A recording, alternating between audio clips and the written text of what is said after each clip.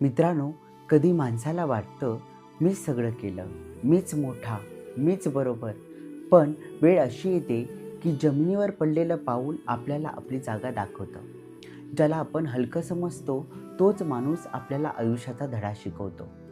अहंकाराची चिता हळूच पेटते आणि माणसाला कळतही नाही की तो स्वतःचंच आपलं आयुष्य जाळतोय. देव कधी थेट शिक्षा करत नाही. तो फक्त वेळ देतो आणि वेळच सगळ्यात मोठा न्यायाधीश असतो. म्हणून डोकं उंच ठेवा, मान झुकायला शिका, कारण अहंकार जाळतोच पण नम्रता वाचवते. अहंकार में सारे मिटे, धन वैभव